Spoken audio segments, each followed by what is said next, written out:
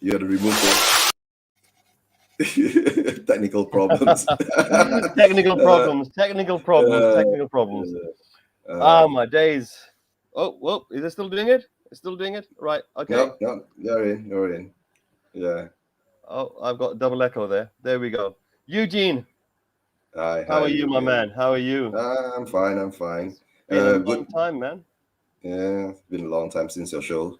Right. Remember that show we had before? This one over here? This one? Yeah. Three wise men. Yeah. Right. Educate, enlighten, and to inspire. That was the motto. I'm not going to change that. I'm going to carry on with that motto. That's good. So this particular one, I thought to get this show started on Talk to K, make it simpler, make the audience a bit more inclusive. Audience, how are you doing tonight? Or good on the morning if you're down under. Let's have a look and see what's in the comments, Eugene. Shall we have a little dibble? Let's have a little look. Right, we have got, look, man, you're sending me some hearts. Thank you very much. Mr. Edwardson, come on, you Spurs. Right, and if we go further down, we got Mark Swift, who's popped in early. Hit that like and sub. Yes, people, you like what you see? Hopefully there's going to be more. You know, encourage us. Hit the like, subscribe, write a comment. Really nice. Really helps out. Aaron, how are you doing? Hey, lads. Joining in soon. Just watching now, David. Right. And KRB's popped into the house. Well done, KRB. Not many people know that we're going to be doing the show. I've only spread it around to a few people that I know. And the idea with this particular show is just to welcome back, really. Welcome back. Say hi. Yeah. You know, see how welcome back. Welcome back to you. Well, welcome back to the show. You know, presenting a show on a Tuesday night. It's been a while. I mean, when we started this, nobody was really doing much on Tuesdays. True. Now it seems that Tuesday's mega packed. There seems to be a show one after the next. I think I went on to Henry show in terms of the comments. The Paxton Road, they were streaming too. Then it went on to Tommy Talks Ball, and now on to us. And you know, go past the witching hour and so on. Amazing, so much content in such a short space of time. It's really built up. ATX, I understand you're a mod now in the Henry Rights channel. Well done, mate. Well done. Good choice as well. Oh, what's that sound? What's that sound, Eugene? Is that you? Is that age you're at now? Eugene, and audience, viewers, I was away for about 4 weeks. I took a 4-week holiday, mainly because my mind just couldn't handle like so much stress about what's going on with Spurs up and down. So I carried on my life, but I just took 4 weeks away from Spurs. Came back last Sunday, walked into Monday. It sounds like one of those Craig David songs. Right, so audience, this has been a crazy week. Or maybe it's always been like this. Eugene, I was away for 4 weeks. Was it always like this while I was away? You know, you're with Spurs. It's always like this, right? All the transfer rumors, back and forth, you know. Not having a manager for 70 days, and once you get your manager, then it goes, the focus goes back into the transfer. Okay, you know, with getting in a new director of football and all that, all of a sudden the system has changed, which I don't think has changed, right? It more or less been the same way, but now it's a different person in charge of it, which I think has given some positive results of what we've seen, that the players been coming in, right? So I guess now, like I said, our recruitment and transfer policies are all handled by Mr. Fabio, right? Paratici. Yeah. Paratici. So, I mean, when I left, he was coming in. I've come back, and whoa, players are coming through the door. Good players. Yeah. Good players, Eugene. You like them? All has potential, right? To me, is that I will only judge the players when the season starts, after a few games, to actually see where they are, at what standard they are. And I don't think most of the new players coming in will be starting so soon. Maybe, I mean, we know that Golini is brought in for more or less replacement for Hugo before he leaves. Okay. He looks a good goalkeeper, good communicator. And a good shot stopper. Yeah, good shot stopper. I've definitely been watching the games. I mean, I Yeah. wasn't mixing with the Spurs community, but I was watching the games. I was watching other games too. And what I found was that while I was away for a while, my passion for football itself, came back to me, and that was really happy. I spent the That's last good. week on my break actually being on a beach and just Oh, trying to get away from everything completely. It was fantastic. Honestly, I feel rejuvenated when I came back last week. I did feel a bit disappointed. I mean, it has been a roller coaster of a week that's just gone, and KRB over here reckons it's gonna just gonna get worse next week. Um, Eugene, football's come home, about to kick off. yeah. There's gonna be Yeah. razzmatazz, fans in the audiences. Um, do you Oh, think fans that in the basically? stadium. The Yes, so stadium. Yeah, yeah, that is the most important thing. Bringing back the fans in the stadium, it gets you back the atmosphere, right? It actually, how it says, it feels more like football again. In the end of yeah. the day, it feels more than football again. Hi, Shane. Good morning to you, Shane. Paul's in the house as well. Yeah, Um, Paul so and okay, so Daza. I haven't. I mean, whatever. I mean, 4 weeks. It seems like a long time, Yeah, considering this week just went by. yeah. And from what I Uh, see, is that the roller coaster that I came off, you guys are carried on. And then when I came back on Sunday, I thought everything was like sunshine and roses.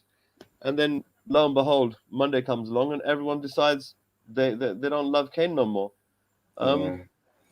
I think that's a bit sad that the fans are they spent time adoring someone, and now that person's let them down. Mhm. And the fans have already been let down in many many different ways. You know, I mean, I know this guy. He likes to disappoint everyone. Yes, all roads lead back to that You know one guy who? there. Yeah, So, Daz is in the house, of course. Nice to see you in the hot K. And Wayne is saying hello to all of yeah. us. Hi, How hi, you doing, my man? Wayne. Wayne. Yeah, Um, big legend support.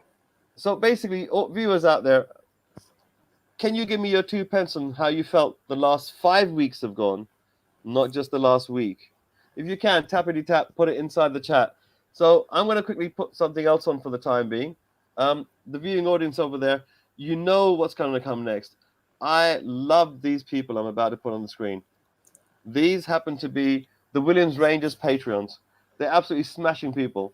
They're actually supporting this particular channel and every the content that comes onto it. That's Spartan 7 Gaming, Wayne Bonner, Mama Coates, Celery Agent, AG, Gaguma, Tony Co, Alex Burton, Bob Spur TV.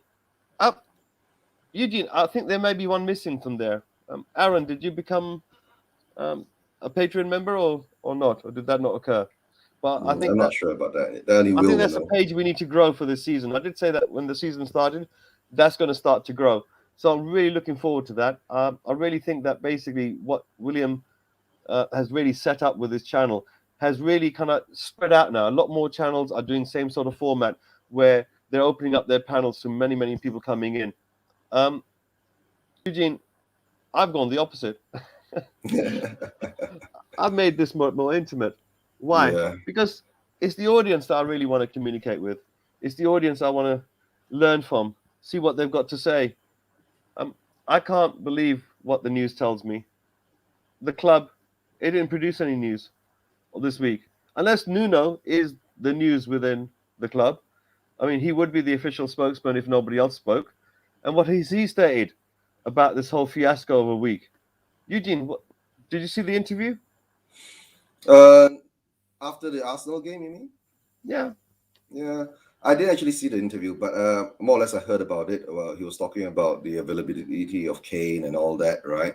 But I think Spurs, I think this 1 2 days, the club itself won't come up with any news because we are just still what called soaking in the glory of winning the North London derby. Well, that also has happened. Yeah, That also yeah, has happened in the. I mean, this week has been amazing on the pitch. I'm not mhm, kidding you. The yeah, draw with Chelsea, what a comeback! You know, yeah, regardless of what anyone says, had they won, they would have said something. Had we drawn, they would have said something. And even if we'd won, they would have said something. There would have been excuses if we do something, but accomplishments if someone else does something. Nothing in the media narrative has changed. I don't fall for it. I'm sorry, viewers out there that have been here for 4 or 5 weeks and suddenly this week has been a complete calamity. But I've been away for a while, and I come back, and I'm the same as you before, right? And I Yeah. feel relaxed when I come back, and I see like what's going on here. Do you think the media itself, the roller coaster, you as a fan are invested in the club? You're going to grip onto the roller coaster as tight as you can. Any bit of news about your club is of interest to you. Of Any course. bit of news. If it's your club, you're interested. If it's someone True. else's club, you're not going to be so interested. But if it's yours, every little tidbit of gossip, you're going to hold on for dear life. And that's the roller coaster of the media is going to take you up and down. But I am looking at with my eyes the real things which are going on, like the boys that played on the pitch against Chelsea, the boys that played on the pitch against Arsenal. I'm quite impressed. You know, I don't think we're a Man City going to go out there and win a title or something, but this is Arsenal and Chelsea we're talking about here.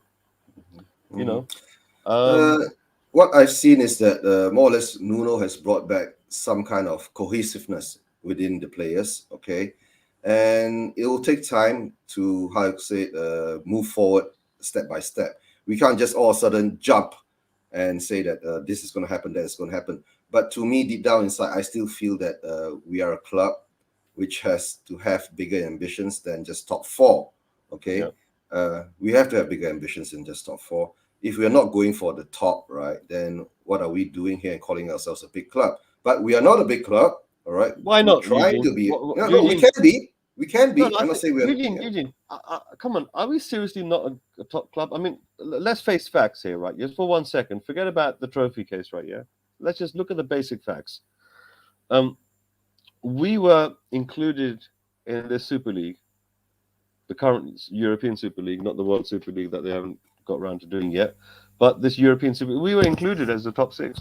Sorry, we Yeah. were financially as a club. We're in the 10th richest, and I think Yeah. one year we actually came the 8th richest, I and think that it's might be what now. it reaches, or So more or less, in revenue, right? okay, whatever Sometimes it they is, at the end calculate of the it day, Man United in is the revenue. biggest because in revenue. Yeah, Look, this thing is revenue. revenue. Yeah, How else do you measure it? yeah. You can say number of Uh, trophies. If it's that case, then you got to start looking at Liverpool and teams like that. No, How you're I going to catch them up? guess this time, if you want to talk about actually, if the fans should know, right? You want to see whether we are the richest at what level, right? We No, should actually just stadium. look. Eugene, Yeah, forgot about yeah, one of the best stadiums on the planet. yeah. Eugene, That's true. Eugene, you forgot about some of the best training facilities on the planet. Yes, Now, facilities, the it seems to me stadium. that we have a house that's the palace, but do we have anything inside of any value, Eugene? That's the thing is that like I said, the value, we still do have valuable players, all right, in our team, of course.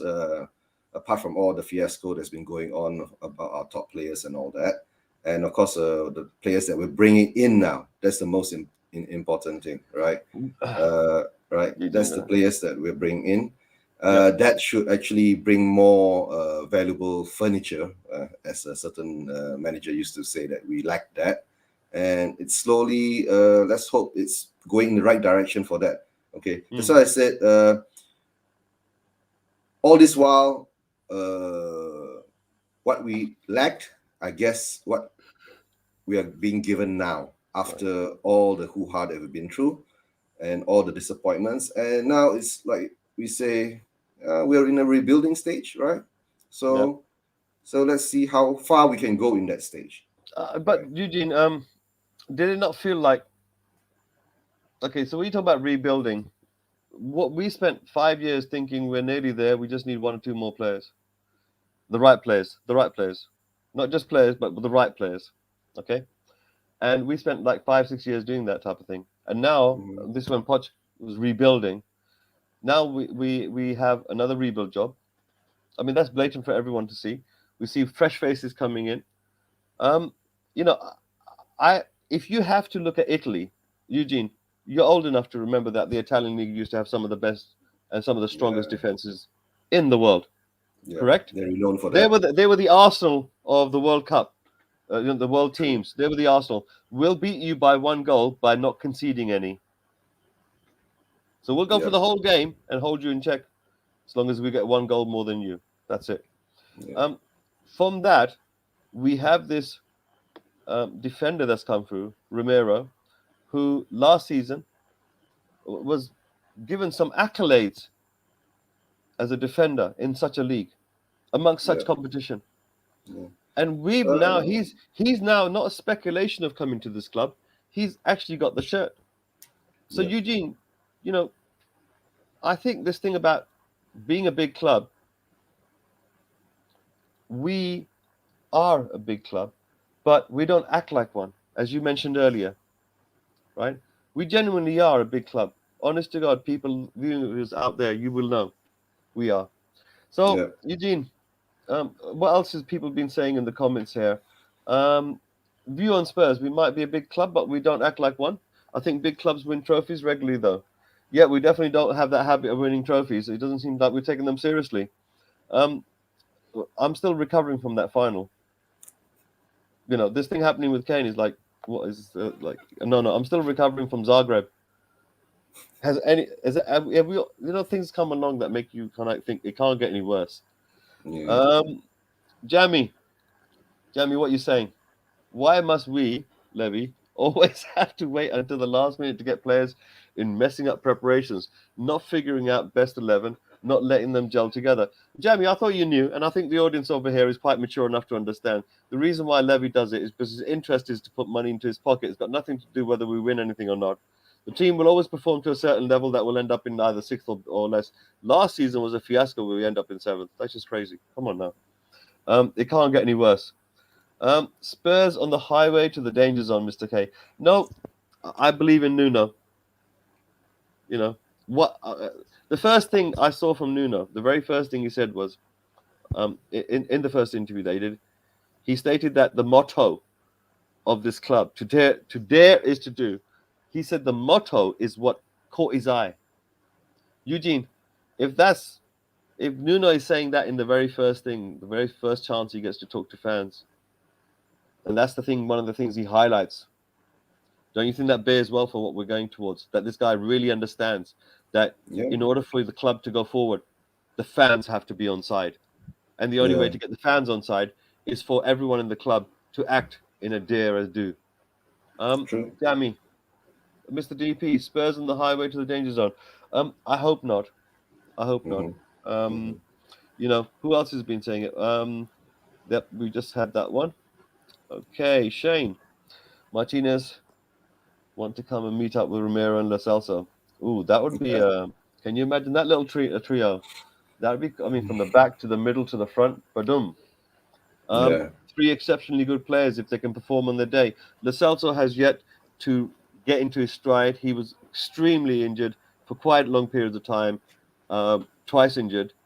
Um, so I believe that he's going to take a little while, and when he starts shining, we're going to see the real guy, unless he gets chopped in half. A reference to the shades. Oh, thank you. Okay, okay, I get it now. uh, uh, You know what it is? yeah. It's Yeah. I been know. a I know. I while. know. It's been a while. I Yeah. mean, this stream itself is just a quick little one to just welcome back everyone.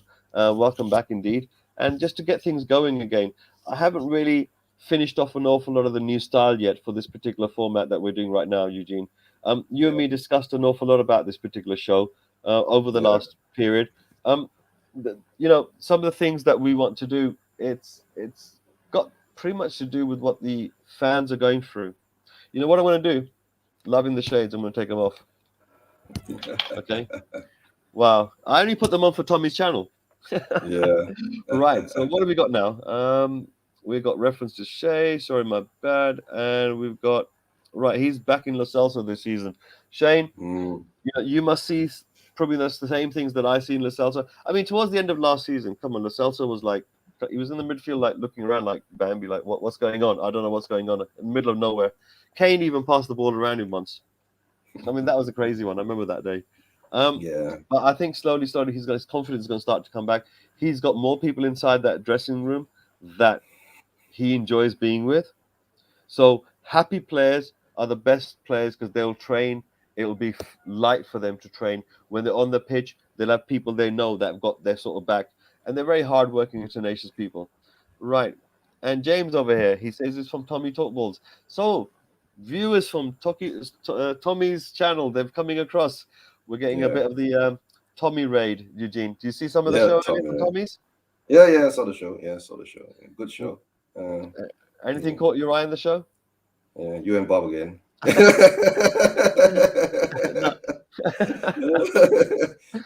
No. No. The thing is that whenever you put you and Bob and Tommy in the same what call a show and stream, and then Tommy starts to have a bit of jitters. Tommy, big up to Tommy. Tommy's a cool guy. Yeah. He's No, a cool guy. me and Bob are actually like, we thought, you know what, it'd actually be quite funny to do a bit more of that. But we had Josh in the panel, and for the life of me, he was very serious about things, and I thought, you know what, I bet not like mess around, like, like this plan to like, get Tommy to feel a bit nervous. But it didn't transpire.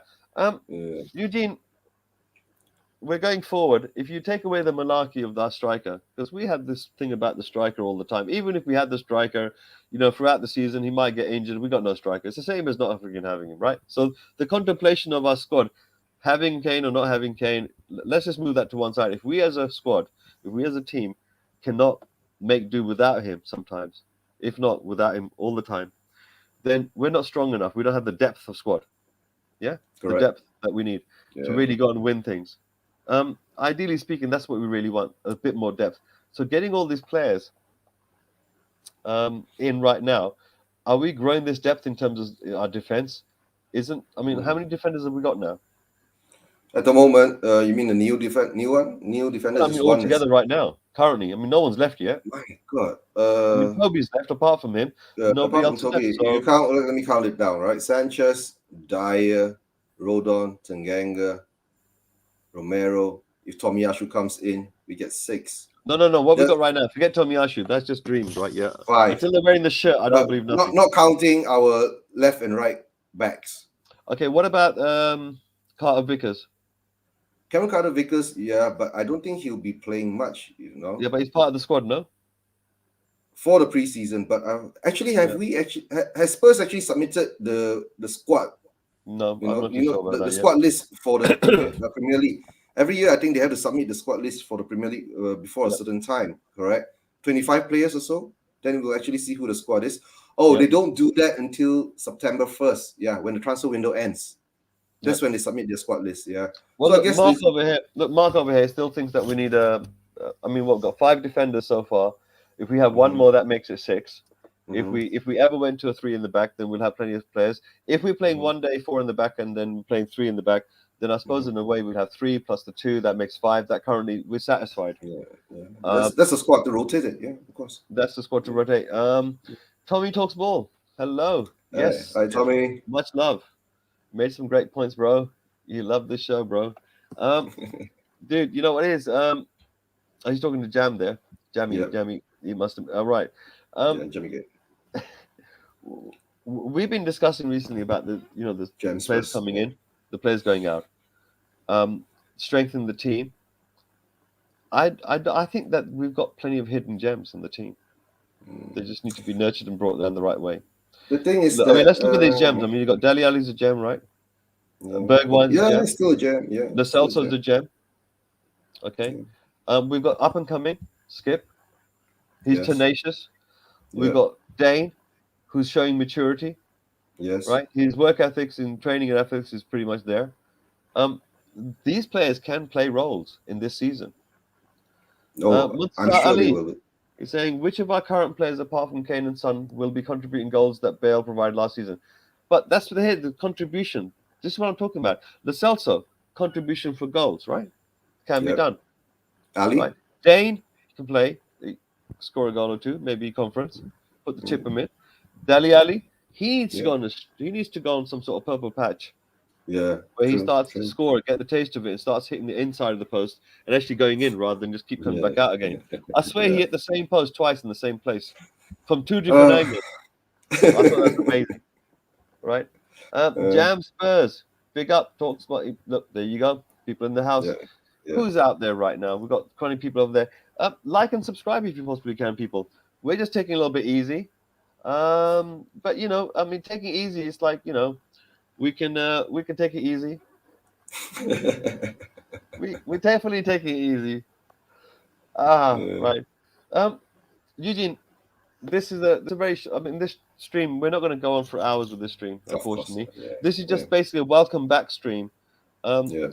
I must give special thanks to many people that really kind of helped me push towards getting this show started, and go in this direction and commit myself to doing so. Eugene, you've been like one of the foremost people. That's pretty much why you're here on the screen. Um, this journey that we've taken from being fans to fans popping on streams, writing things, maybe putting a super chat, maybe not. I never did. Never had an account for it. But my We'll point have is, we'll have a separate show for that, Mr. K, and you'll we'll have bring to have in a look. Bob, and then Yeah. we'll fry someone on live stream. I'm waiting for that day. Okay, are we gone past the 10 minutes so we can have a little read of this? We're really going to pass the 30 minutes marker. You can bring Bob on now. Listen. I'll tell you what I'm going to do. I'm not going to make Yeah. the stream very long. So what I'm going to do Yeah. is normally I would wait a while or something like that, and I will allow people to come on. Right now, I'm going to go straight to the second half because it has been a long week, and Yes. I want to prepare more for next week. Yes. Okay, so everyone out there, if you're watching right now, man, click on this link. Just come on in here. Let's have a little party just before we go. Before I wrap things up too much, I'm not going to stay for too long. I think another half an hour, Eugene. Sounds about right. We'll cut the 2 hours down to 1 hour and just That's keep it good. short and sweet. Next week, there's a lot more I want to really bring to play. I want to get an audience. I want you here, Eugene, us two, have a little chat with each other, and bring on a guest, some sort of specialist, and see what next week we'll have lots more to talk, because don't forget, next week will be after the MCT game, right? So there'll be a lot of things to talk about after what happens. Let's see what happens. Whether it's going to be a happy talk or it's going to be another frustrating talk, right? Nowadays, I don't want to get sad or angry anymore. I just get frustrated. Listen. One thing about me, this is talk to Kay. So viewers out there, if you want to talk to Kay, click on that link. Come on right now. Give me your 2 pence. Give me your question, or just tell me something. Or just put in the your chat. chance. Writing in the chat. I think it's time to step up. Time to come onto the video. Use an avatar instead of showing your face. Let's hear your voice. Give your voice. That's what I want you to do. That's what I want this stream to do. And I don't need that many people to do it with. It's going to grow over time if it becomes popular, if we're talking about the right things. Right? Now, obviously, this thing about piss off, in case any people don't understand, it's a term of endearment. That's it. You tell them. Yeah, term of endearment, which actually Bob Spur has created, and now it's being used vehemently. All the time. Yeah. But Eugene, I don't feel this sort of like roller coaster that people have been on this week. I did feel, the only thing I felt on Tuesday was when I was arguing with Bob, and on Monday was the pain that the fans were feeling around me. People in my groups were having meltdowns, and I understand why, but it felt really hard to feel that type of pain coming across. I'd gone away and found a little bit of happiness and come back, and I had lots of joy, and people around me, the same people I care about because they're Spurs fans, the badge comes first. They were heartbroken, and I understand. Eugene. Yeah, don't worry, Shane. Next time, anytime, mate. Take care, Shane. Take care. Good luck on the doctors. But yeah, it's the beautiful thing about coming back is the maturity of some of the streamers, the way that they've been working with one another, the way they're helping one another, and if you look at our thumbnail, for example, this picture that Bob Spur put together. Audience viewers, if you're watching right now, Bob Spur over here, he's the gentleman who actually created this. Let me put it up for you guys so you can see it clearly. There you go. Oops, that's the background. Wrong one. Which one am I pressing? That one here. This one over here. Created our little thumbnail. I swear to God, he did it in like 2 minutes flat. I'm not joking. Bob's very. I mean, it took me longer to type the message to him to ask him. And he's like, bang, done it already, mate. It's like, here you go. I think modern technology now allows people, it's aimed towards people streaming out there, and those who are interested will have tools to do so. Yeah. What have we got Like, here? like I said, it's how you said. You've been away for like about 4 weeks, and somehow or another, a part of all the roller coaster and all that, the Spurs family community that doing all these shows Yeah, and going on YouTube or Twitter and all that, we actually more or less come together tighter. You yeah. see, and while all the anger and frustration that was created by the Kane saga, right? But in the end of Soured the it.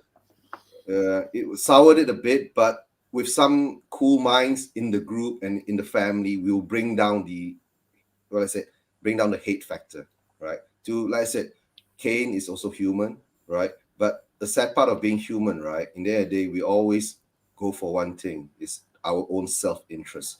Okay, so like I said, sometimes before you judge someone, look at Yeah, yourself first. Yeah, that's the most important thing.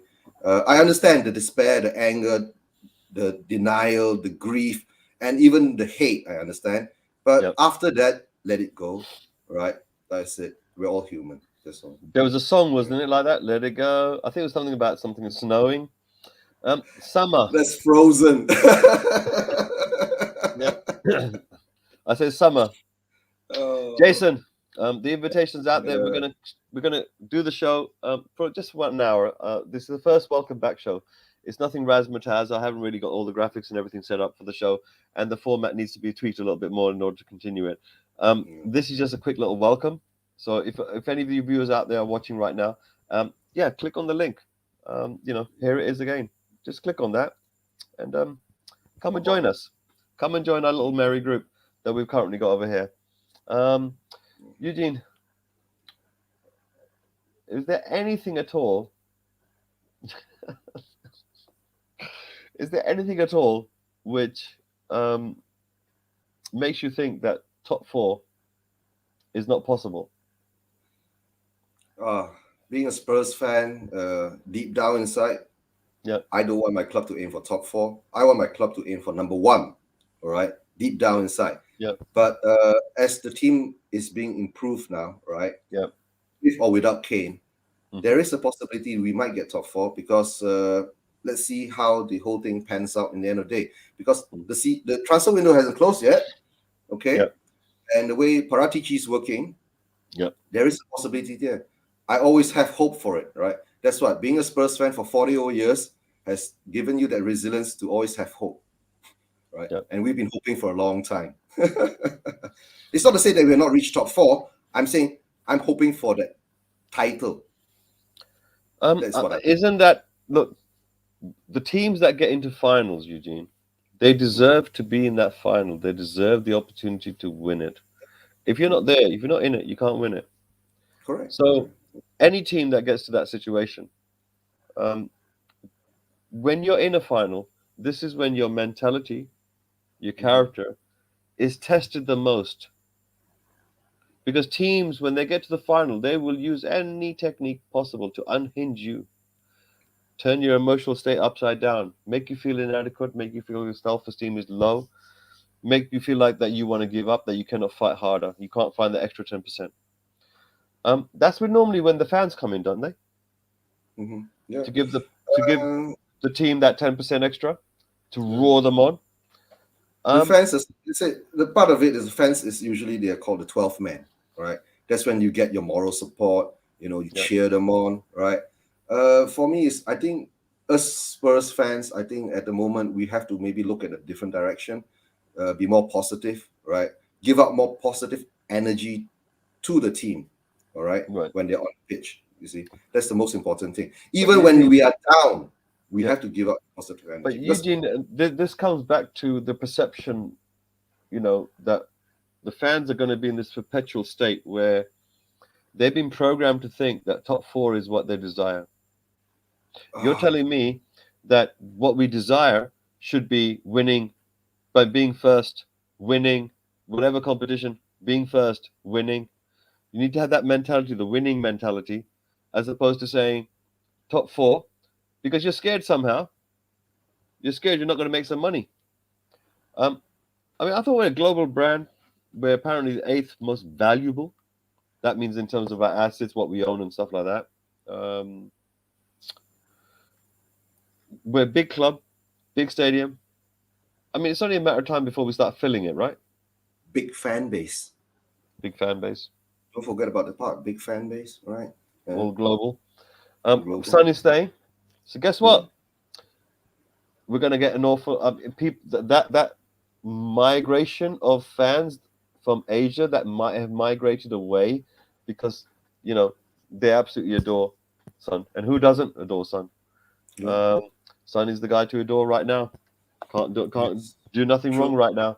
Signed a Mm. contract, made everyone happy. Loyal. Absolutely everyone. Mm. You know. That's the most important thing. Um, so this top four versus this first mentality. The fans must have it. If we have it, then we will demand it on the players when we're watching them. We want the best, and we want nothing but the best. So get out there and give it your all.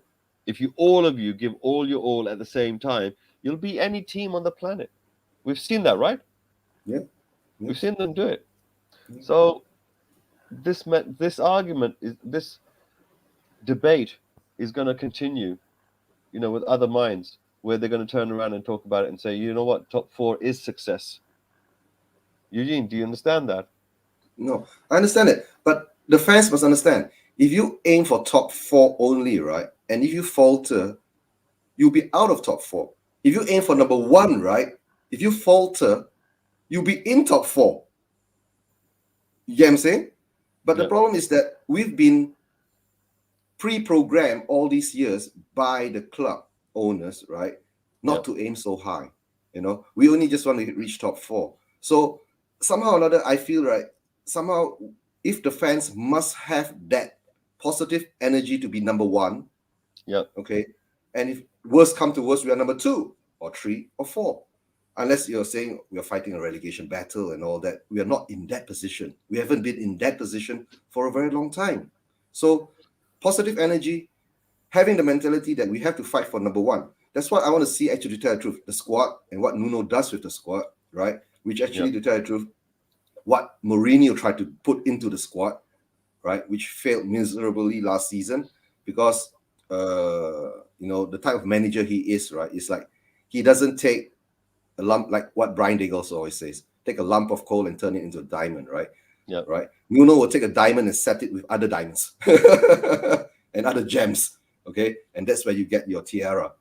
Okay. Or Right. that's where you get your crown. That's when you become a champion. Okay. Yeah. That's what Mourinho does, not Nuno, right? So now we get in Nuno. Nuno is what a lot of the fans now see, is that he's more something like a Poch. Arms around the shoulder, give you the confidence, Yeah. right? Bring the mentality, bring the confidence back to the team first. Then after that, it's up to Eugene, Nuno to don't, judge. this one over here, this is Island Life. Oh. Island Life, this statement, top four plus a trophy. I think to a certain degree, every season we should say to ourselves, we want to win a trophy. This season we've started, we want to win a trophy. Now, as you're in a league, as many games as the Premier League has got, it's an endurance marathon. You need the squad. Okay? You need a squad. So how good your squad is will determine what position you end up in. So if you're aiming for a cup and you get it, then the expectation next to it would be top four minimum. Yeah. Okay? So that would be classified as a successful season where you wanted to win and come first, you got a cup. That means you came first. You won it. Yeah. And at the same time, your overall performance as a team, the quality of your team, how it performed regularly and how it showed itself, it performed at such a level that it came into the top four. Teams cannot play as lazy as they possibly can and get into top four.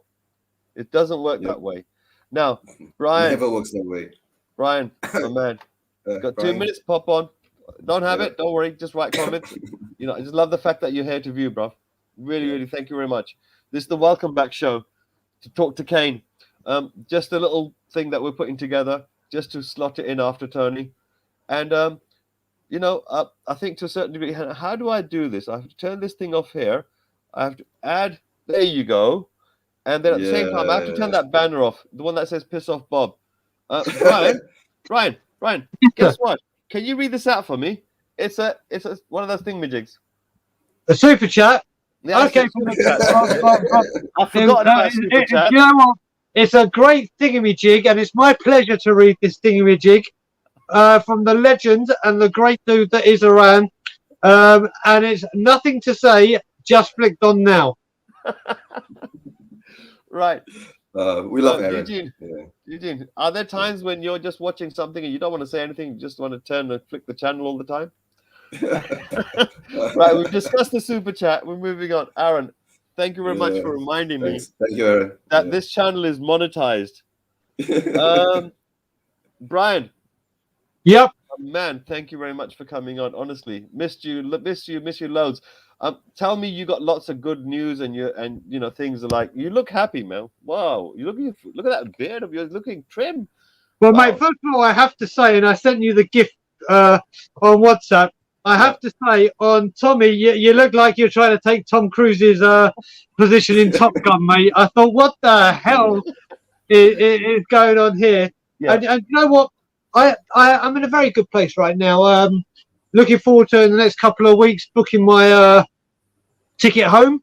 Yeah. So I will be coming home. So I'm really looking forward to that. The new season is coming. It's just a good time in general, mate. If you take everything out of football, the world is getting back to some kind of normality. Yeah. So when you look at things and we take things into context of what we've had to go through for the last 18 months.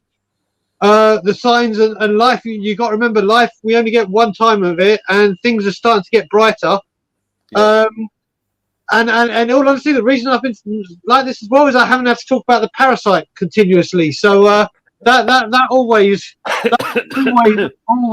always make me happy. Dude, you know what? Right. With him, right? Yeah, it's like you never speak of the name. Don't do that. Don't. You know what? Don't mention it. Brian, you see, Mr. K has been missing for so long, right? And I've been actually seeing you, and we've been doing shows together for some time without him. Yeah. And I actually told Mr. K, Brian has calmed down a lot. Don't get me wrong. As soon as the season starts and it all kicks off, and like I said, I will still be there for the NFL protest. I will still be going crazy. I still want him gone.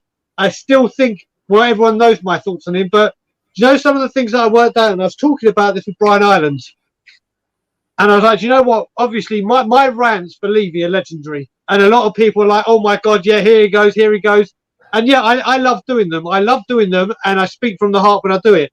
But it's come to the point now where rather than shouting and screaming, I need to try and do this from, the people that when I shout and scream, that's really reaching the audience that already Levy out, so to speak. That you know what I mean? I can shout and scream whatever I want. If I just put Levy out at the end, the Levy outs will agree.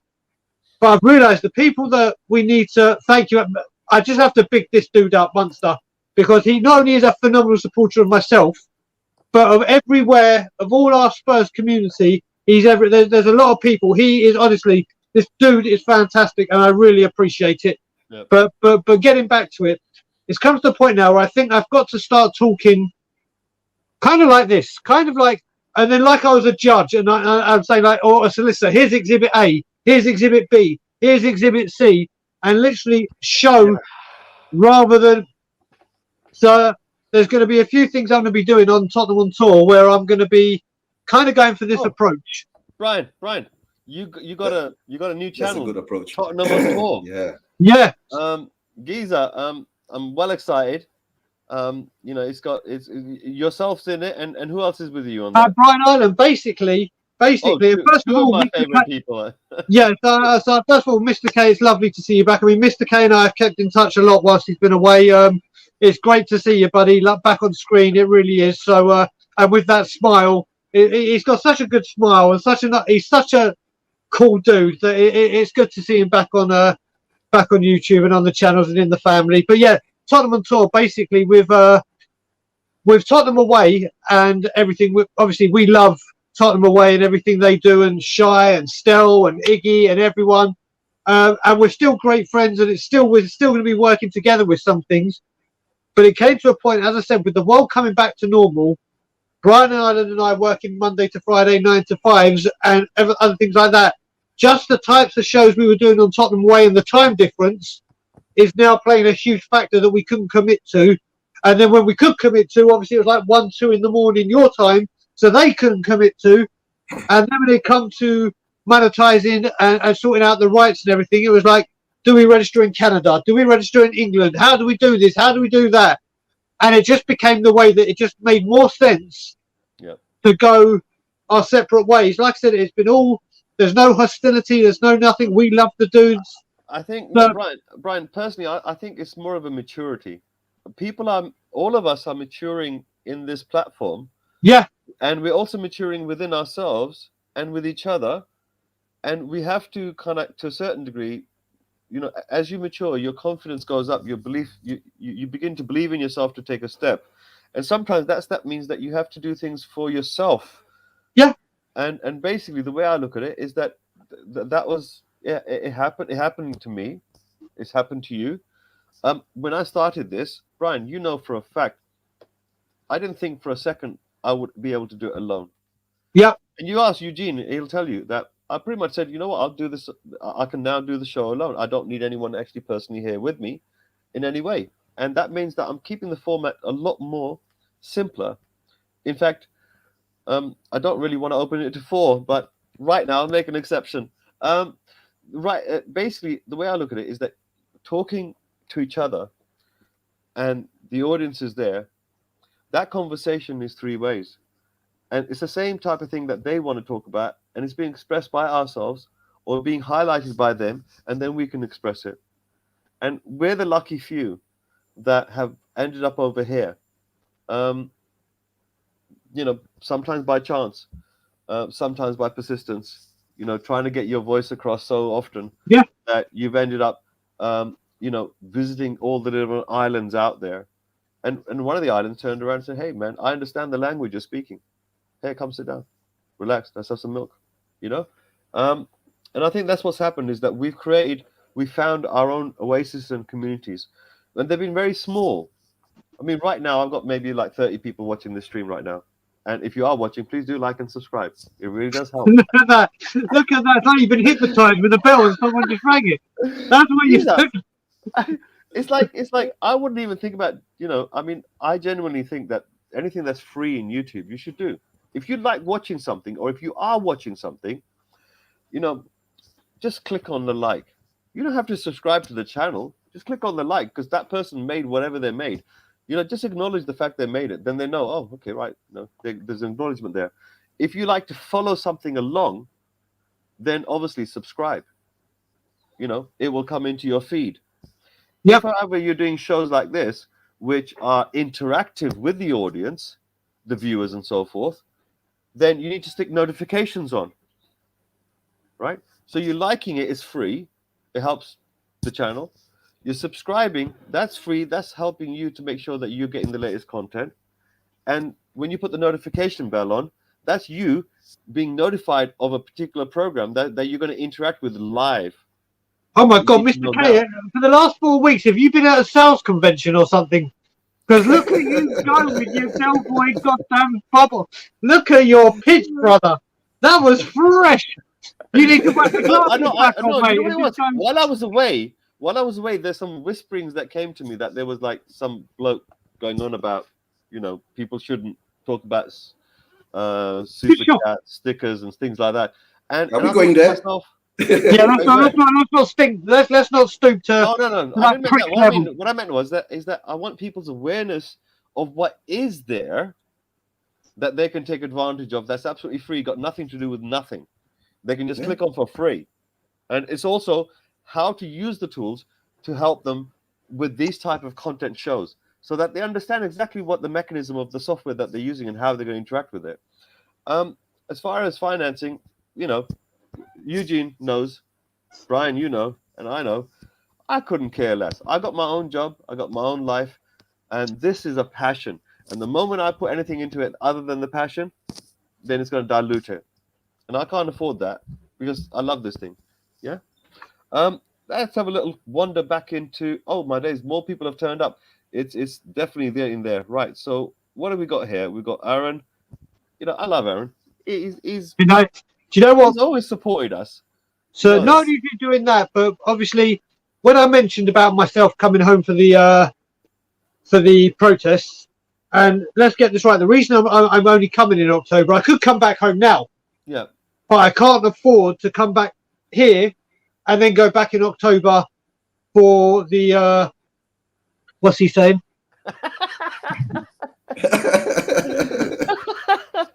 Okay, I forgot there's a caption at the bottom. Brian, can you see the caption? So do you know what? I'm going on his show on Thursday. I'll have words with him. But you know what?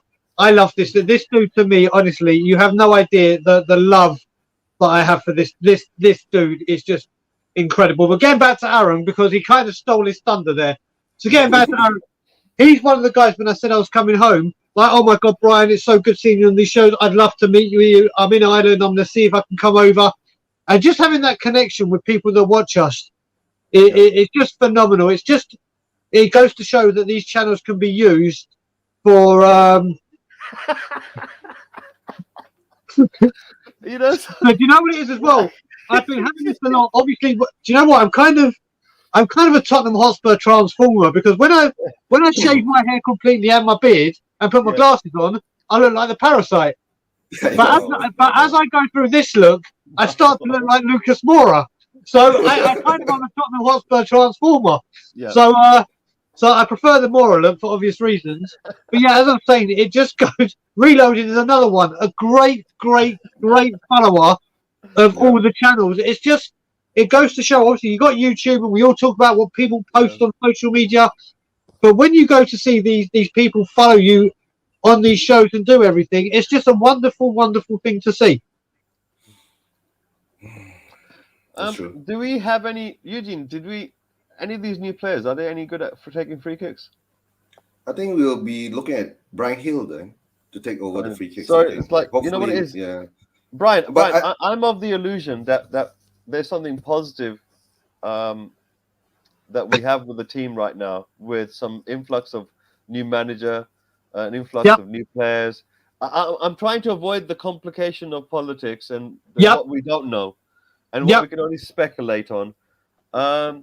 And rather than being frightened by whether it's true or not true, or trying to get into the business of what's really going on that we don't know nothing about. So I like to keep that away from my brain a little bit if possible, because it happened quite badly last Monday, Tuesday. But I have since then seen the team come back from Chelsea 2-0 drubbing to a 2-2 draw. Yeah. And regardless of whether they put fourth tier players on the second half, I don't care. A result's a result, and people do care what the result is, whether they tell us the truth or not. If they'd won it, they'd big it up. The draw is like they're not really. They're saying, "Oh no," they always try to put it down. So we discussed that a little bit earlier. Nothing's going to change in the media in that narrative where they put us down and they put someone else up. Now, if we carry on that with the same equation, everything we're going to see somehow is a stick to beat ourselves with. And, Kane's no exception. But on the whole of it, we played against Arsenal. Yep. And we showed that we had some mettle. Yep. That game was won purely by desire. Because they hit the post. I mean, Delhi hit the same post twice, right? The same spot. They were trying their absolute level best not to score a goal. But somehow, through sheer persistence of knocking the ball as many times as you possibly can, they managed to get one in the net. That was, I think, to win like that against Chelsea. Sorry, Arsenal. Arsenal. Arsenal. Sorry. To win like that against Arsenal, where they don't get one against you. They didn't get one past you. So we beat them at their game of get 1-0.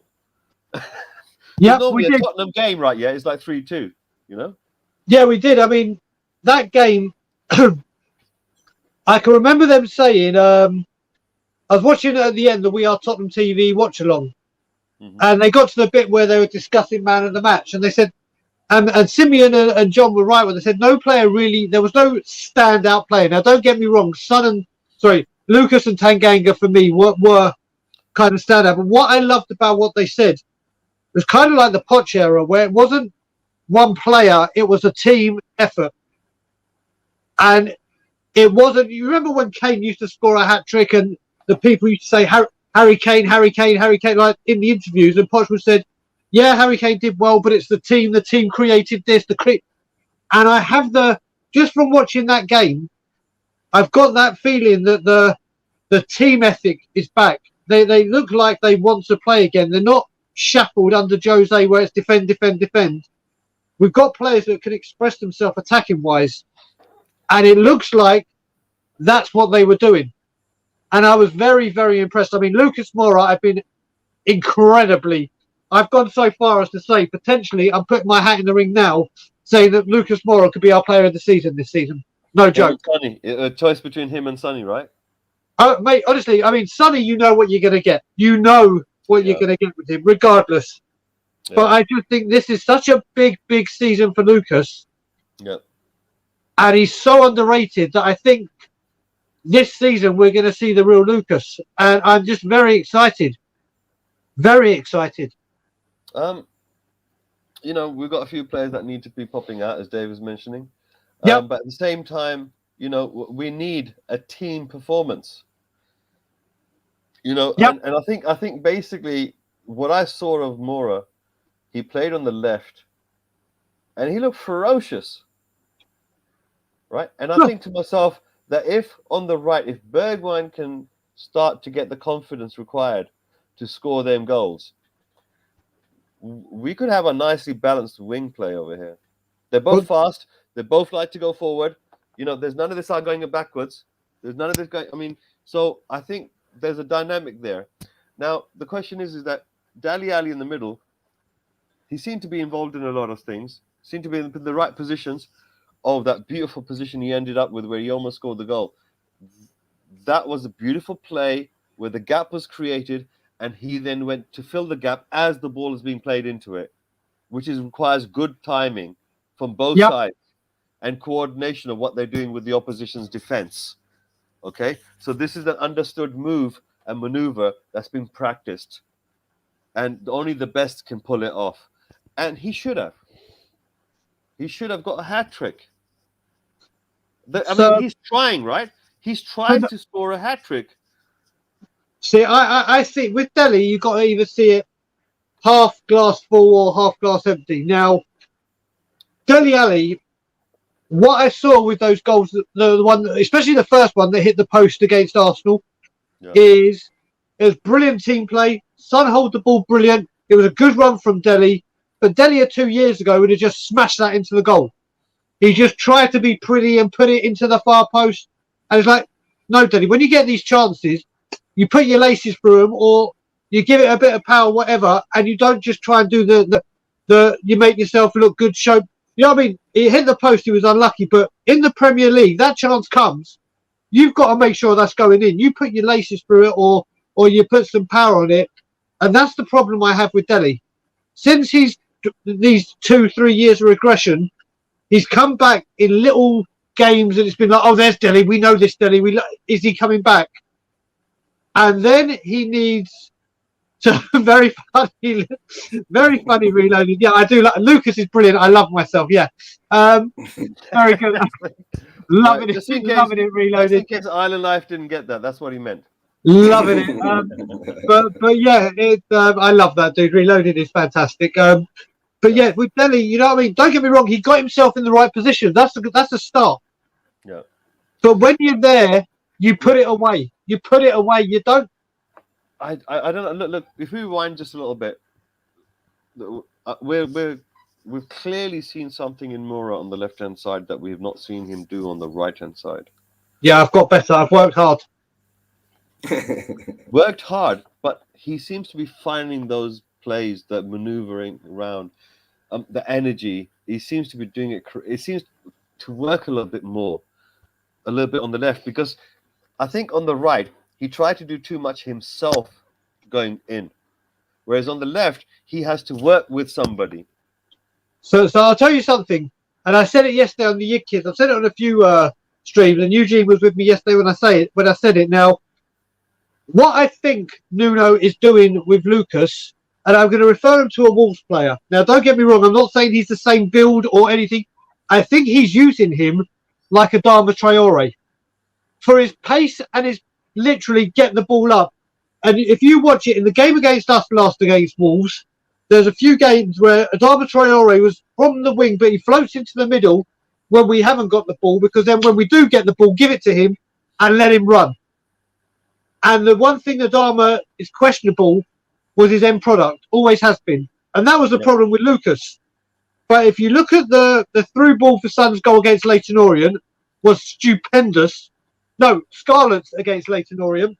Look at for Sun against MK Dons.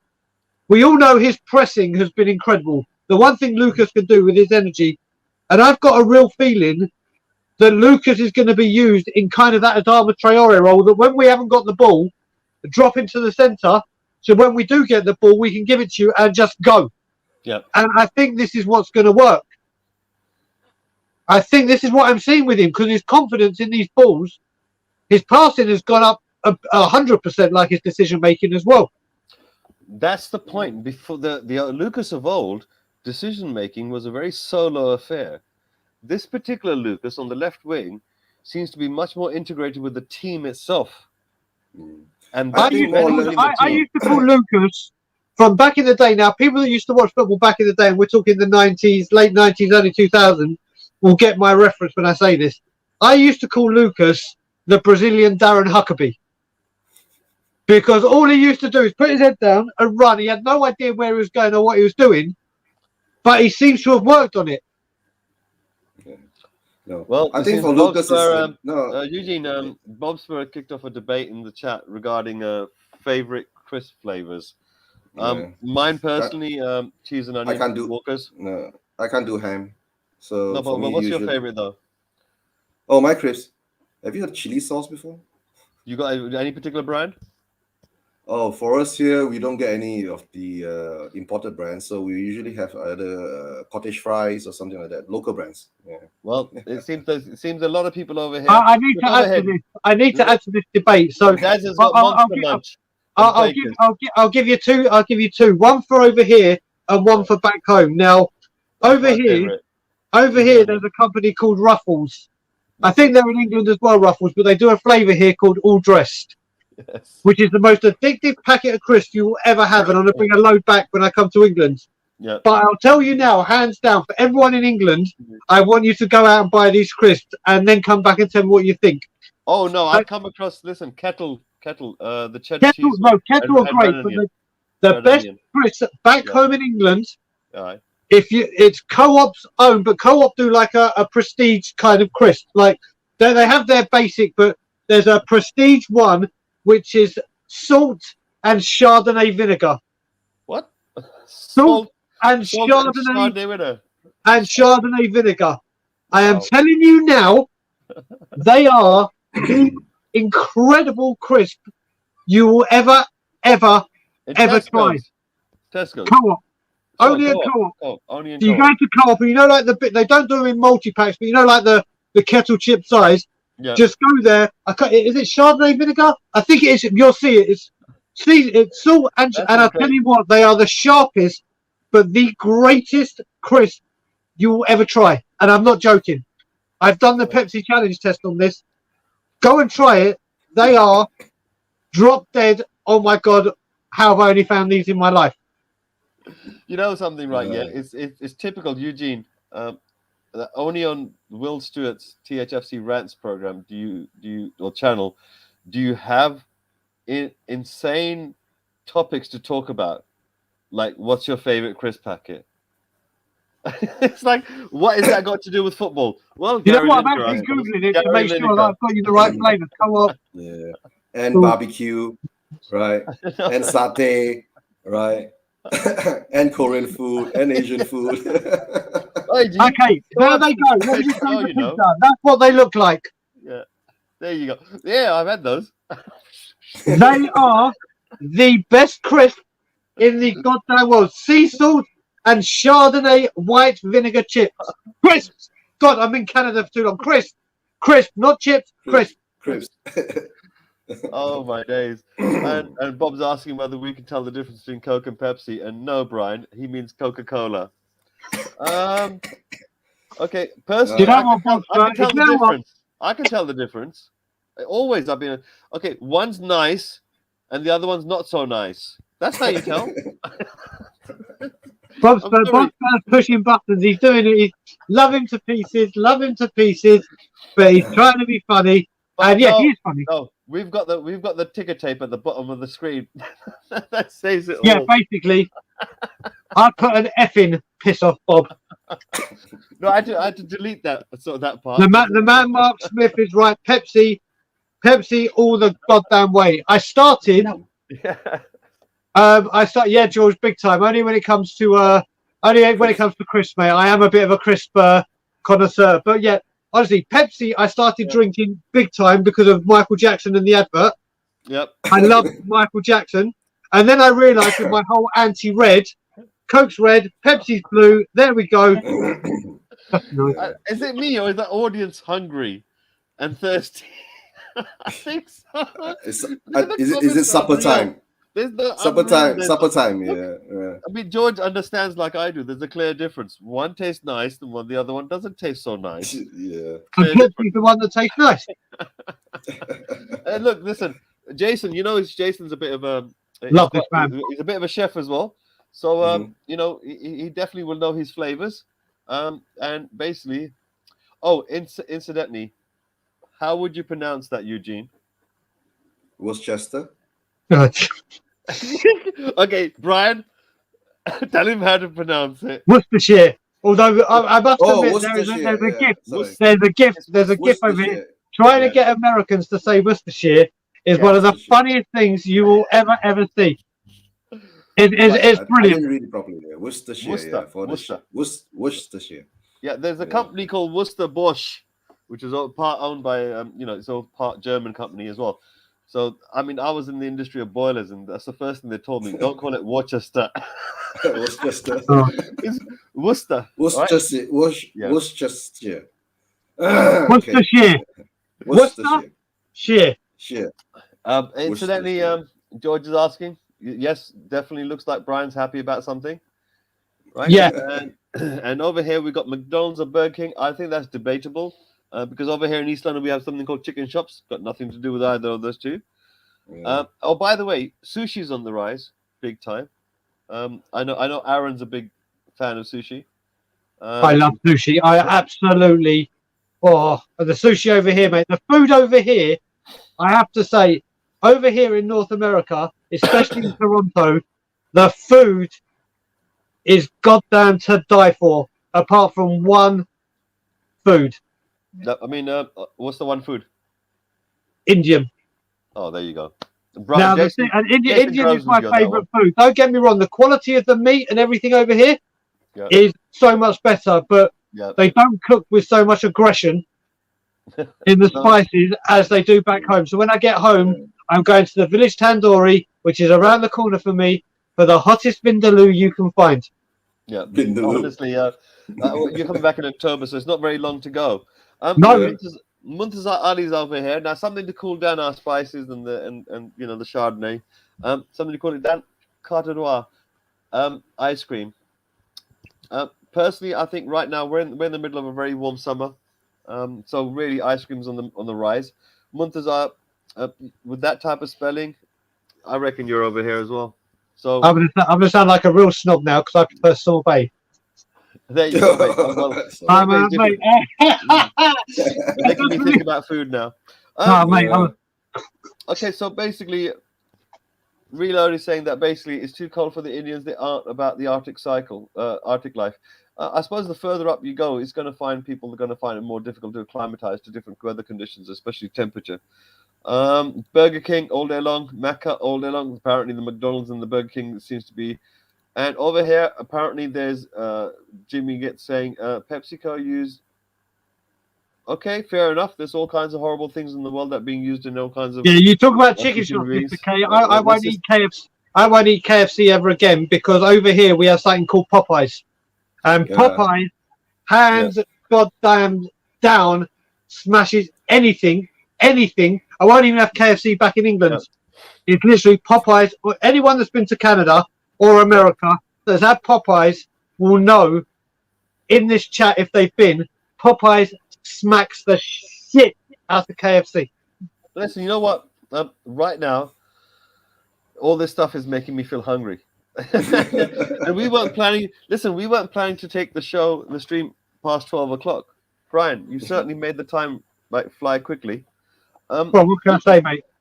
And you know what it is? I think people are genuinely must be hungry because we've definitely got so many comments that have come in that are rum and raisin. Rum and raisin, yeah, that's nice. That's my dad's favorite. Okay, carte noire. Okay, fair enough. And what's he got over here? Italian gelato. What's Italian gelato? Gelato is like the Italian. It's a different version of ice cream, and gelato is like the Ferrari of all kind of frozen desserts. It's like the nuts. Okay, well, Reload. I think you hit the nail on the head. Sometimes it's just best not to know. You know. But Jason, you're quite handy with a knife. So what's your favorite? What gave my secret away? Jason, brother. First of all, how are you? Hi, Jason.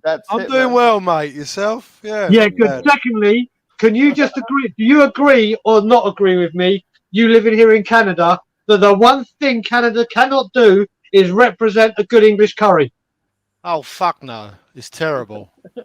We've had this discussion a million times about this. The reason North America is my wife is in the room, and she Jason says he cooks his own curry. Yeah. No, they can't. Somebody in that part of the world, please set up a real bona fide Indian restaurant takeaway. Just make sure you do it near Yarmouth, Nova Scotia, and I guarantee Toronto, Jason. You'll get 2 weeks a meal out. You'll get 2 meals a week out of me, guaranteed. Okay, I'm gonna raise that. I'm gonna raise his 2 to come to Toronto. You get 6 meals a week from me. Wait. Damn it, man! Is there one opening? All your money off. Is there a Popeyes opening by the end of this year? Popeyes got Reload. Is that true? I don't know. Popeyes are coming to the UK. I was going to say I don't have a Popeyes here, but we have a Nova Scotian chicken place called Mary Brown's. Oh boy, it's good. Yeah. Mary Brown's is a Malaysian brand. No, it started in Nova Scotia. You might have them out there, but it started in Nova Scotia. No, I don't. Let's see how it goes. Okay, so English curry. Maybe there's 2 Mary Browns. There is. Well, technically, chicken tikka masala was invented in England. That's not necessarily by the English, though. But but still, it was there. Kirst is saying hello. Hello, Kirst. My favourite ice cream. My favourite ice cream is Caramel Sutra by Ben and Jerry's. Oh my days. It is the best. It seems to me that for some reason the 20-minute conversation about ice cream, it's going to only end up with me wanting to have some ice cream. Jason, guys, please don't talk about anything about ice because I've not had anything cold in the past 2 years. Not a Coke with ice. Haven't tasted ice cream. You know why? Because I have a slip disc, right? So that's painful. Can't take all that. Yeah, and it's still with me. Painful. So yeah. So I've not touched ice in the past 2 over years. So when you talk about Coke, ice cream, green tea ice cream, that's all my taboo. Don't come to Canada then. You won't appreciate the winters. Yeah. No. Yeah, I can't take the cold there. Gosh. Mr. K, what did you want to ask me, sir?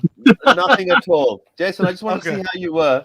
Apart from just basically, I had a strange feeling where for 4 weeks, right, I turned around and turned off Spurs completely. I was with you in a way, bud. And I came back last Sunday, and it felt kind of good to get away. Honestly, it did. Obviously, it's a bit of a roller coaster since then, but, I'll be honest. Changed. Well, the manager debacle really turned me off. Like hardball. But I don't know. Maybe it's because I'm a Tottenham fan, and because of that, you kind of have to be an optimist because that's all we got.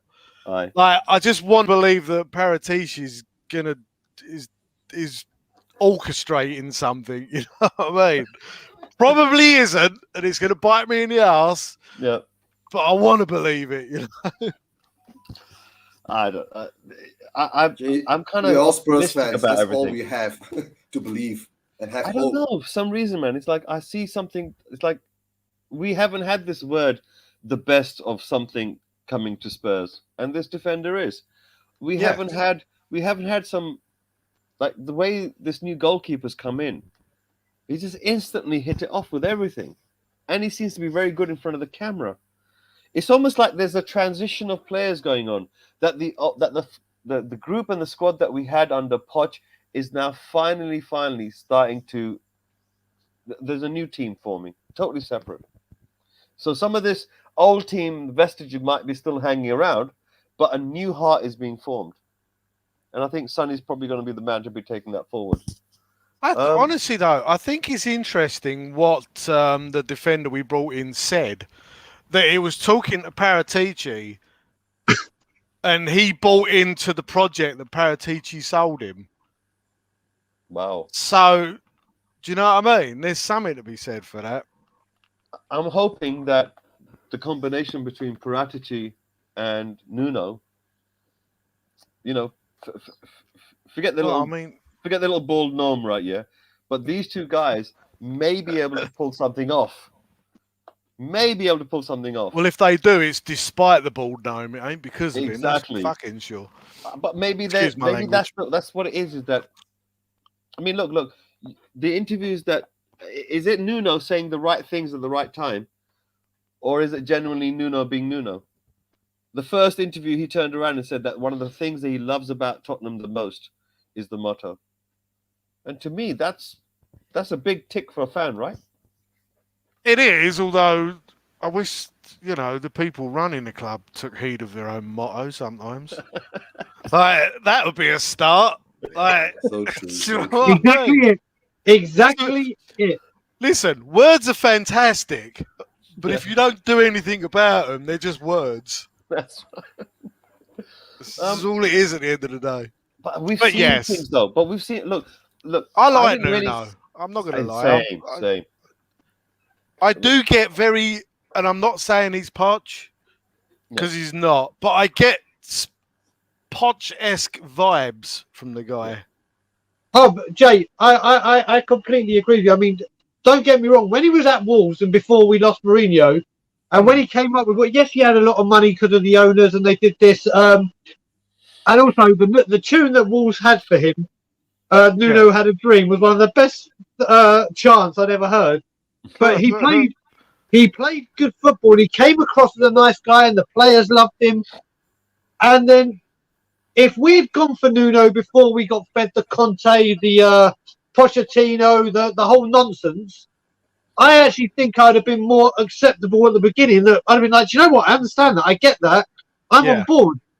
But because we went through that whole 75-day, every single person that lived under a rock was given a chance to become a manager. Yep. It was very deflated. I felt very deflated. But like MisterK just said, when he came on and did his first interview, and then like it is, what talk's cheap. And when he said, we're going to make you proud, what you could just see in his eyes, okay, this guy is, whereas Mourinho was very, it's all me, screw the fans, screw the board, what we do, what I say, I'm the man. You get the exact opposite with Nuno. And what we've got now, the mess we're in, we need a manager that can come in.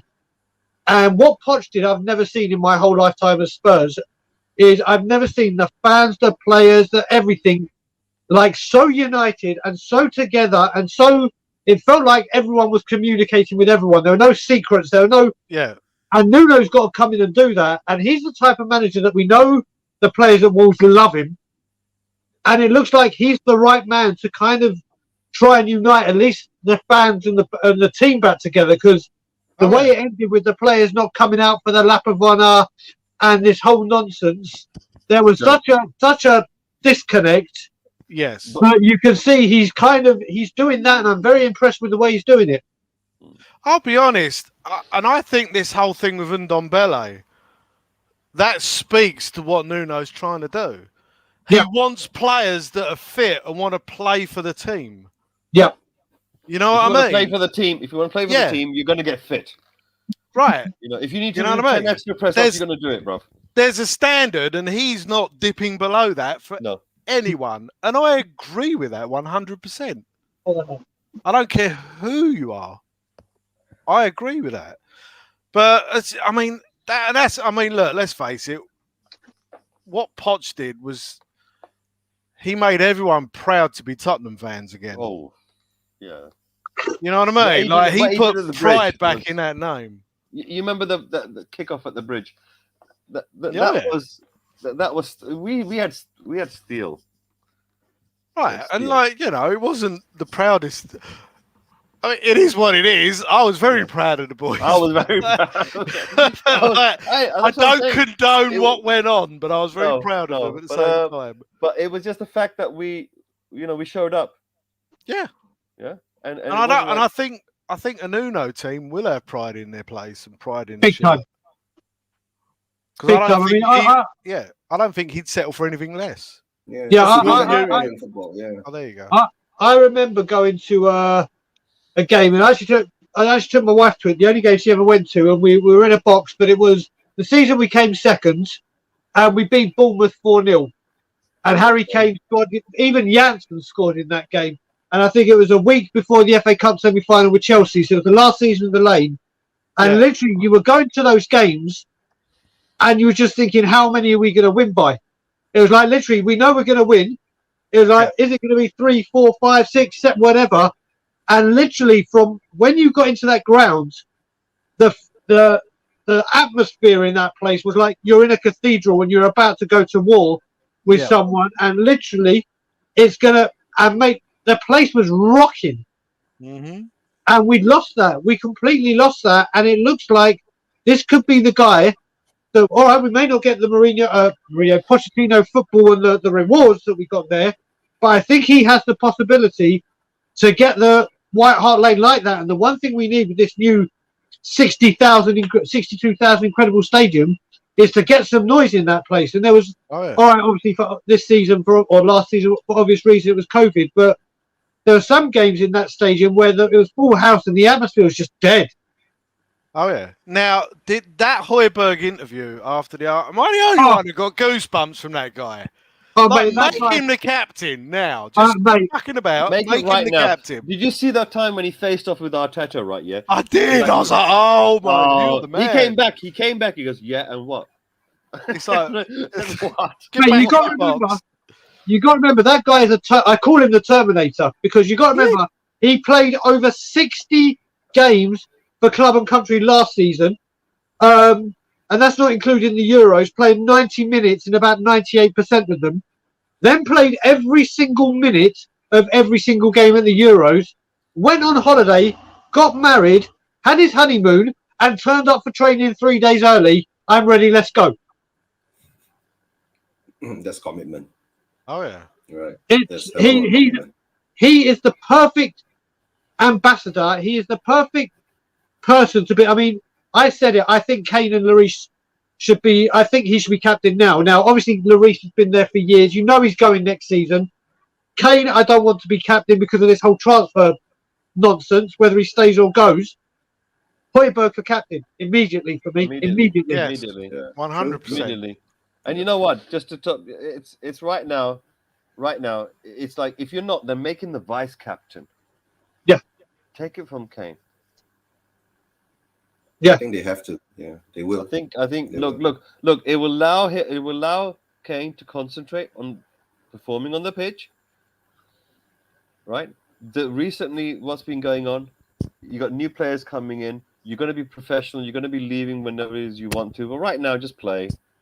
Let's give the vice captain to Højbjerg, so he's ready and he's legitimate for next season. When Lloris goes, he automatically steps in, no questions asked. But you need to make these decisions now, right? Do we feel disappointed enough for that to happen? But that, at the end of the day, that's Nuno's call. Nuno has to make that call. It does. But the whole thing with Kane, I still truly believe we 100% don't know what actually has gone on. Oh, is it? Do you know what I mean? Like, I agree with you. Not even close to knowing what's. And this could be. And I don't mean Harry Kane comes out shining in this, and I don't mean Harry Kane comes out in the mud from this.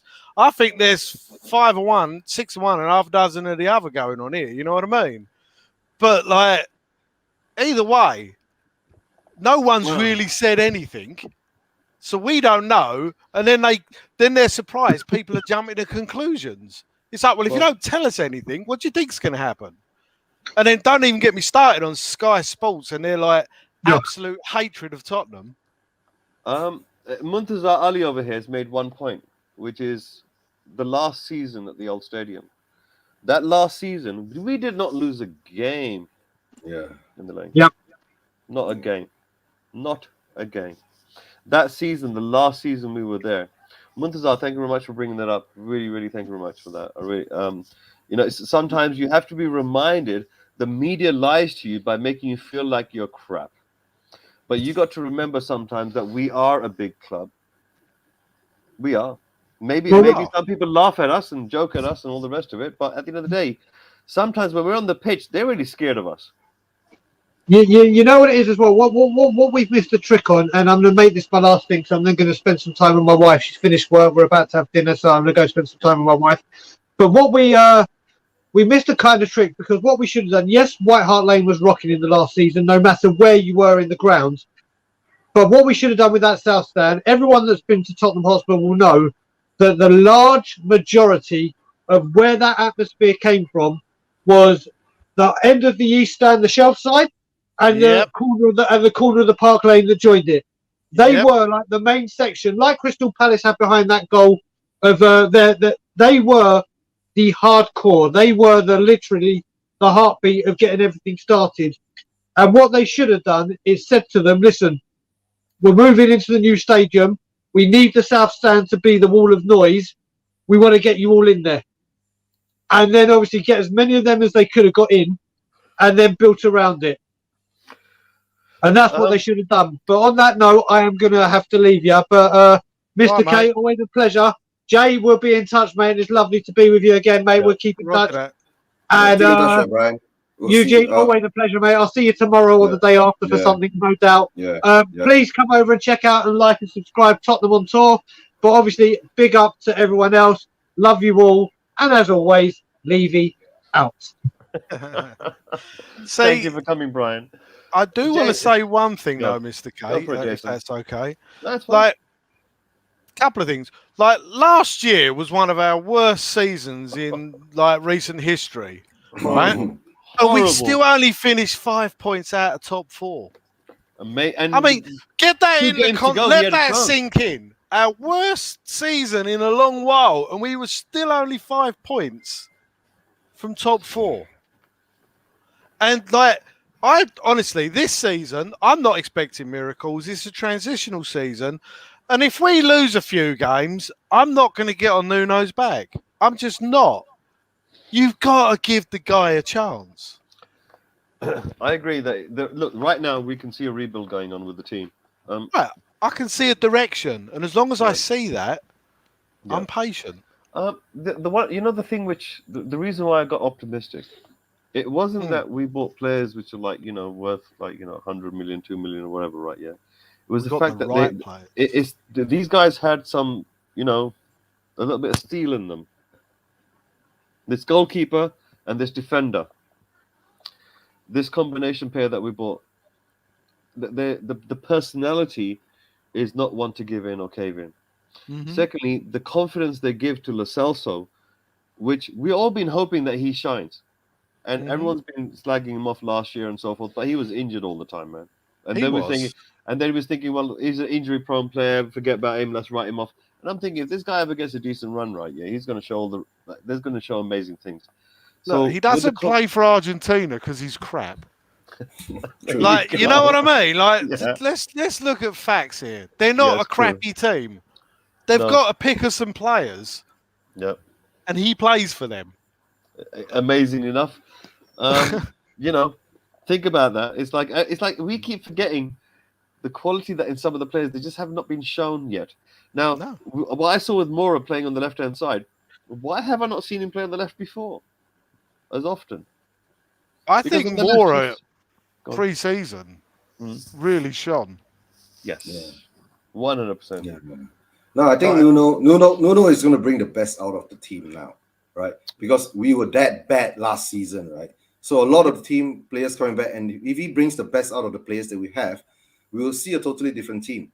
You see, Right. and I mean, like look. what Mora's sorry. problem is, Mora's problem was always that when he got the ball, he always ran into the wall. But while he was running into the wall, right, he doesn't have his support. Yeah. You see, but now I think what Nuno has done is given him some support and told him take the ball and run, and I'll get you your support on your left or your right. If you do lose the ball, at least somebody will be your backup to try to recover the ball instead of just don't forget the first goal that we conceded against Chelsea was actually Mora losing the ball right in the center of the field. Yeah, but our defense just parted. Mm-hmm. Yeah. See, my problem with Mora leading up to that wasn't that he ran into a wall so much. He never let the ball go when he should have done. Mm-hmm. Like, do you know what I mean? There was But like this was 5 this was seconds different. prior to that, he could have Yeah. passed it. Yeah, but this is what I was talking about on the left-hand side. He seemed to be doing a little bit more of that, where instead of trying to do solo, he was actually going solo once, but then the second time he was passing the ball around. Yes. And he was almost working within the team structure to create the chances that Dele Alli literally walked into and almost scored a goal. For me, that type of work rate, where it's not just work rate for the sake of working hard, it's work rate with some intelligence, with a plan. And also an interaction with the other players where they seem to have seen. It looked to me like they've done it before on training pitch, the way they moved around, but they have played with each other for such a long time on the training pitch. So these boys are very, very familiar with each other. So that's why I'm a little bit hopeful of what's going on here, because I see the personalities and the strengths changing. Now, what I've not seen so far, or too much of, is people like Aurea, people like Sissoko, people like Winks. Right, but I think you can only polish a turd so Dombele. much. Yeah, and Dombele. Like, you know, like if someone's a bad, and I'm not saying Winks is a bad egg, but like you can lead a horse to water, but if the horse don't want to take a drink, that's going to be a thirsty horse. You know what I mean? Like if they don't want to drink from what he's putting down, they're not going to drink from it. I honestly think the improvements you're seeing in the players that are improved, though, is because they're actually getting proper direction, proper coaching. Yeah. They're getting they're being told something they actually want to get behind.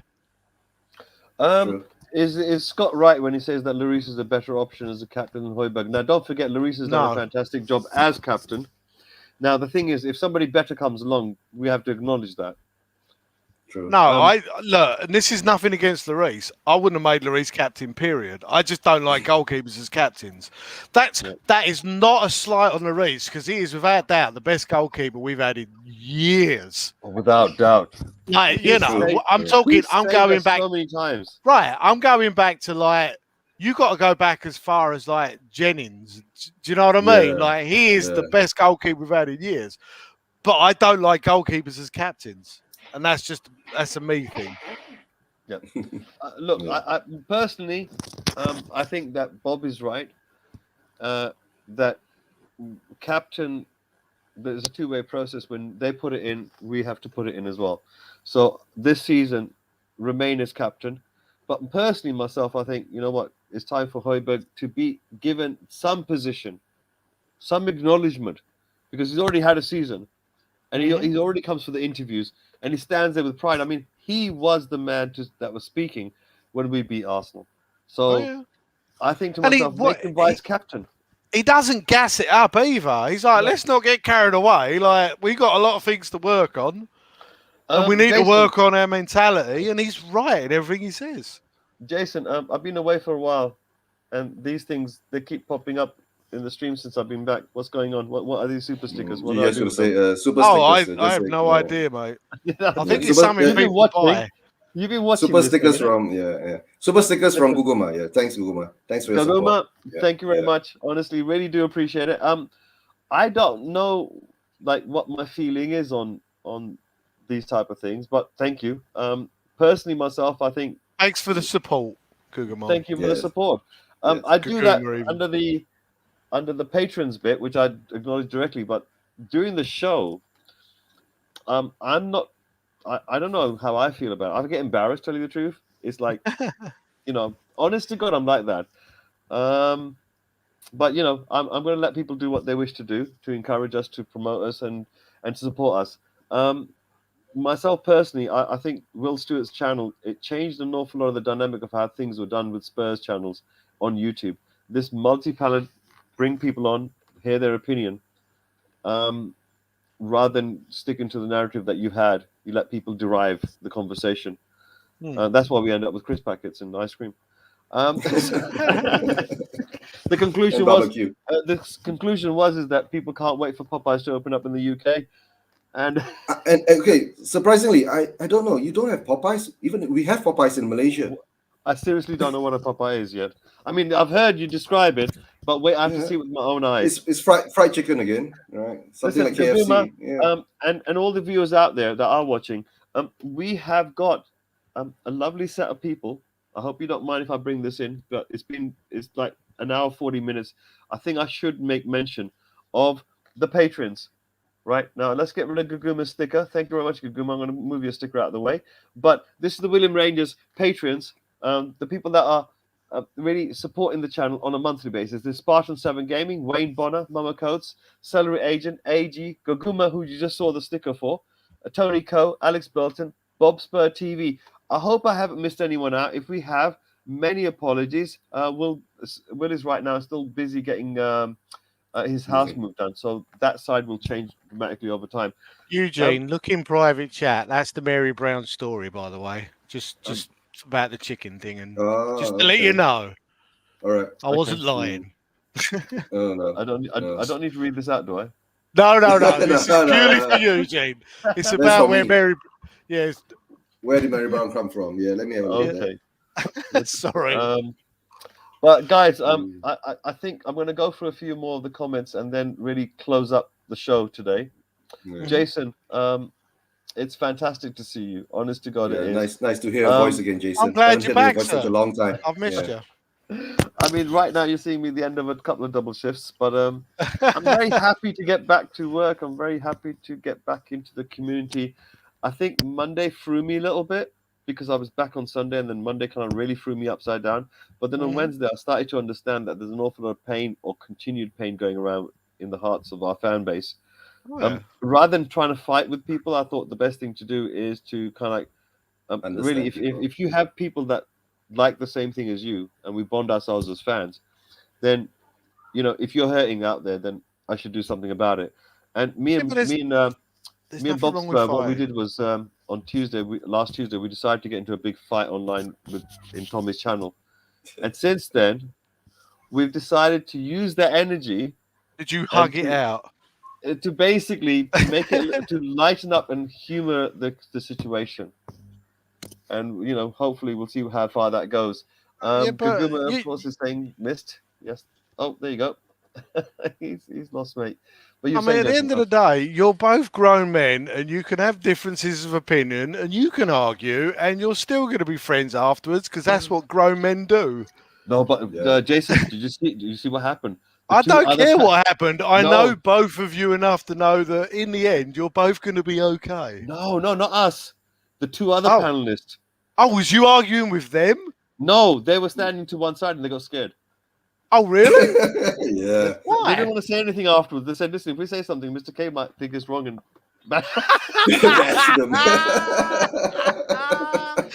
Oh, no. I don't know what happened. Something went over me all of a sudden. I don't know, mate. I'm telling you, if I was there, I'd have been laughing.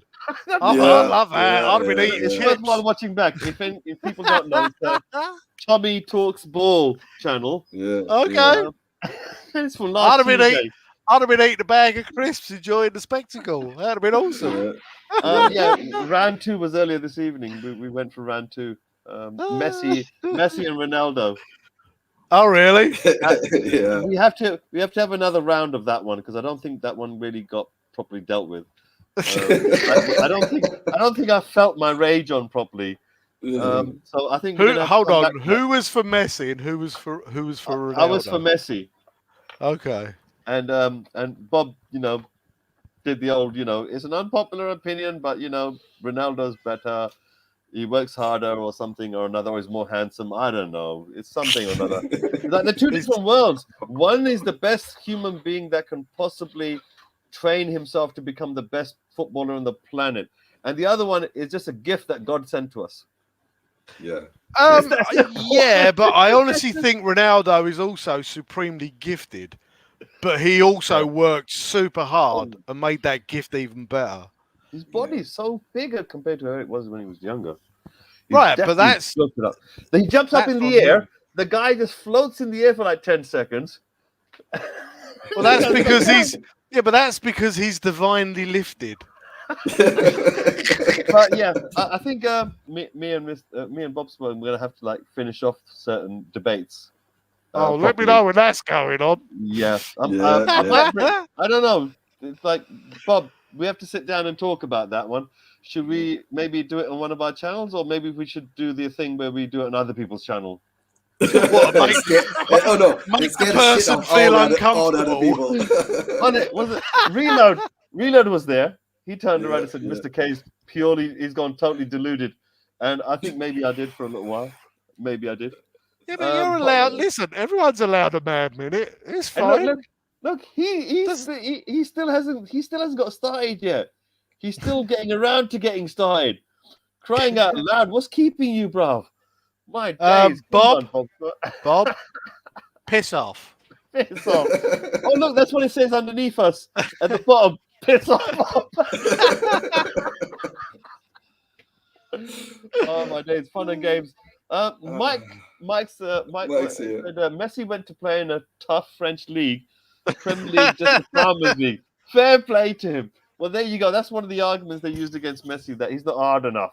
Like he's not made out of good material, strong material. A lot of people, George, I liked you. Is there no more Messi people out here? What's going on, man? Am I alone now? Have I suddenly is everyone switched over? This is what happens when you're away for a little while. All of a sudden, the trend changes. But Jason, shall we, Eugene? I think it's time we started wrapping up the show now. Yeah, I think it is. Jason, this was just a welcome back show. It wasn't something that we properly planned with some graphics or even content or even the right shirt. So, but I'm glad that you popped by though. Yeah. Oh, I'll be back.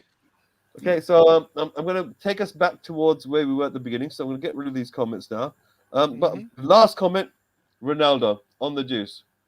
Unnatural fitness because it's unnatural. Oh, there we go.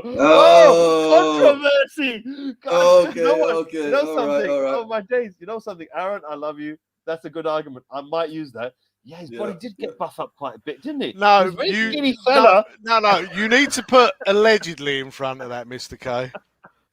Allegedly, yeah. All right. So anyway, so listen, guys. Jason, I'm going to let you go, and I'm going to finish off the segment with Eugene over here. Jason, it's an absolute pleasure. Would you like to say anything more before you disappear? The lovely audience out there would like to know whether or not Messi is a pussy and scared of challenge. Barcelona and now PSG. Who, Bob? You know what? We need to sort this out properly, Bob. You do. I think I think a lot of people have got really. What was he like? I didn't know this. I'm going to find out. But anyway, hard to disagree with that, Bob. All right, forget you guys. Jason, it's an absolute pleasure. Any last words before you go? Leave you out and love to everyone. Beautiful. It's been emotional. Thanks, yeah. Thank you. Yeah. Take care, boys. Nice to hear your voice. Take care. Yeah. Eugene. Yeah. Your 1 hour show has become 1 hour and 45 minutes. It's normal with us, right? Yeah, it's always the same thing. I mean, I try to finish at some reasonable time, and then what happens? The viewers out there, they bring me back. I think it's absolutely fantastic. Scott M, he says, I'm planning on stepping back from the comments, but you guys hit all my hot button topics and I couldn't resist. Now, great show. I think that's absolutely right. Thank you for the stream. Welcome back, Mr. K, and great to hear Jason's voice again. Eugene, legend as always. Thank you, Gaguma, as always, for your support and for your comments. Mike, you know what? I haven't seen Mike too often at night time. Always a good fan of this one. Has a great deal of depth of knowledge. Right. Let's have a look. Is there any other? Mark Swift has been fantastic in the comments today. George, absolutely love what he does. Absolutely love what he does. We can disagree and agree. Yes, CR7. Wasn't that a motorbike or a car? Anyway, Aaron, absolutely pleasure seeing you as always. Aaron actually likes to make Shusi as well, so him and me, we share that in common. And also, I love the statement he just made there. I'm going to use that one. Right. And obviously, Boswa always loves saying nice things to me. But seems a bit slow on that one, to tell you the truth. Reload, you know, it's always good to see Reload. You get fair comments with him. Like it or lump it, he's going to spit it out. Jammy Get, you know what? I absolutely love that icon, that moniker, and the hairstyle and the beard. It's absolutely beautiful, especially excellently done. I love the way he did that. Mr. DP, you know, you're like me, Mr. DP, absolutely class. There was quite a few others that came up earlier, so I'm not going to scroll all the way back, unfortunately. But audience, thank you very much for coming down and visiting us. This is myself, Mr. K, and this is also Eugene. I'm just going to remove the last comment that we put over here. DP, nice one, thank you. Thank you very much, everyone, for putting comments away.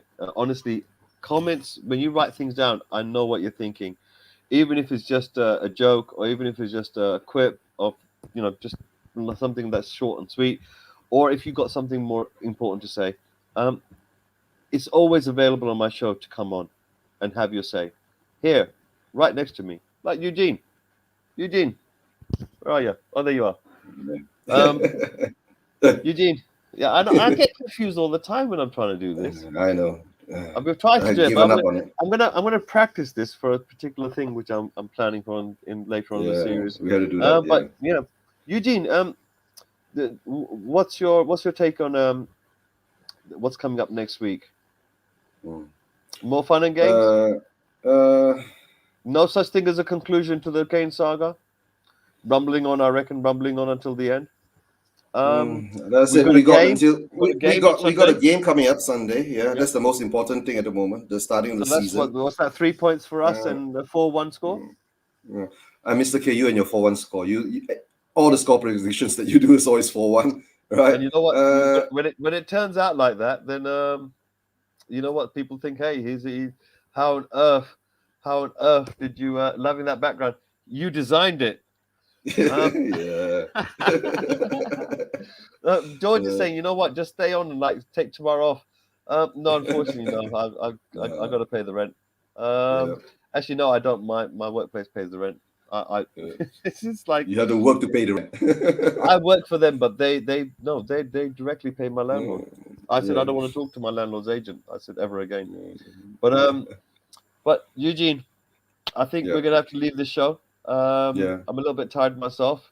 But next week on Tuesday, 11 o'clock GMT, Eugene, we got a few firecracker things happening there. We've got a few mystery guests. The format's going to be pretty much just one guest underneath us at any one time, and then maybe in the second hour, we're going to switch it over by including people from out there to pop on for a little bit, on and off. I don't like to take it more than 4, to tell you the truth, otherwise we can't communicate with each other. I want to keep the intimacy going because I want to keep the communication going in the chat. Eugene, any last words before you go? Where are you appearing next? Okay. All of a sudden, planning a midweek show now, right? Inspired by the Indian Spur boys. One of them wanted to do one, so I'm planning it with him tomorrow. Let me see the time. The time is more or less 10:30 my time here minus. So it will be something like 11, 10:30 my time here. 10:30 your time. That means it's about 4:30 or 5:30 GMT, if I'm not mistaken. we'll bring it back. Right, 4:30, 5:30 GMT. I'll be doing a stream for the midweek. It'll be more or less a preview of the preseason and of course the Nuno tactics and of course the upcoming match and all that. We'll be talking about that. I'll maybe try to bring on a few guests at the same time from either Asia, the side of the Asia side, or maybe from anybody on the UK side is willing to hop on, or the Americans join me. Right, and of course my usual Sunday.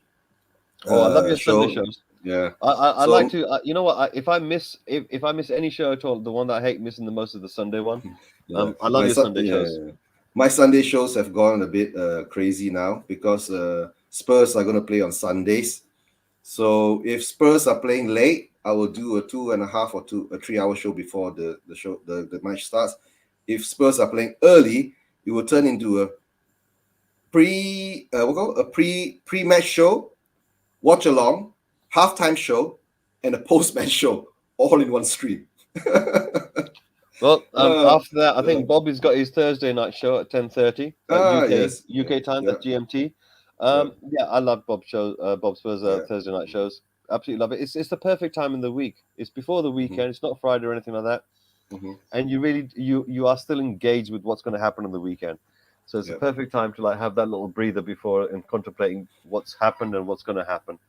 Yeah, Bob, I'm going to be there, definitely 100%. You know, if you're out there watching, everyone, please like and subscribe this channel.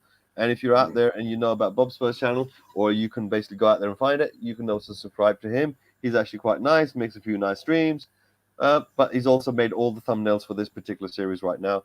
And hopefully, you know, we're going to expand a little bit more. Mine too. I've got a few outros to do. I think I can play around with a few of these controls I've got in StreamYard.